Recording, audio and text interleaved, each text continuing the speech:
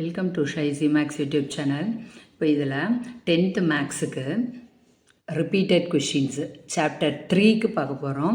Chapter 3யும் கம்ப்ளீட்டாக பார்க்கல, ஓகேவா? 3.14 வரைக்கும் பார்த்துருக்கோம். ஏன்னா 1.5 வந்து கிராஃப் வந்துடும், 1.6ம் கிராஃப் தான்.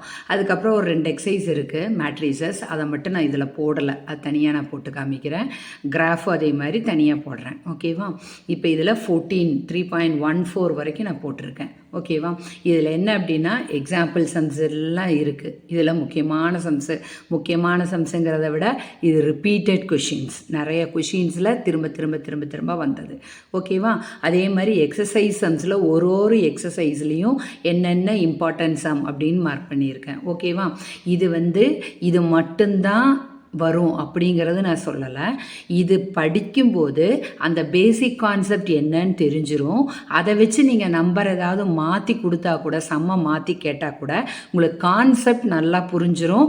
அதை வச்சு நீங்கள் எந்த சம் கொடுத்தாலும் பண்ண முடியும், ஓகே?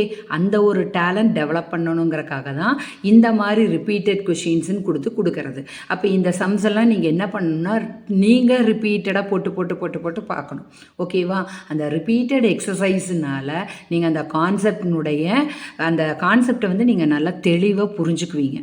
அதை புரிஞ்சுக்கிட்டா அதை வச்சு நீங்கள் வேறு எந்த நம்பர் கொடுத்தாலும், அதை மாற்றி கொடுத்தா கூட, சம்மை மாற்றி கொடுத்தா கூட உன்னால் பண்ண முடியும், ஓகே?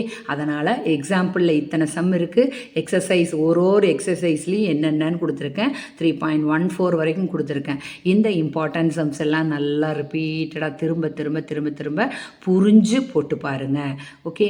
கண்டிப்பாக நல்ல மார்க் ஸ்கோர் பண்ண முடியும் 3rd சாப்டரில், ஓகே? இது உங்களுக்கு பிடிச்சதுன்னா லைக் பண்ணுங்கள். உங்கள் ஃப்ரெண்ட்ஸ் சர்க்கிள், மற்ற ஸ்கூல் ஸ்டூடெண்ட்ஸாக இருந்தாலும் பரவாயில்ல, அவங்களுக்கெல்லாம் ஷேர் பண்ணுங்கள், சப்ஸ்கிரைப் பண்ணுங்கள், என்னை சப்போர்ட் பண்ணுங்கள்.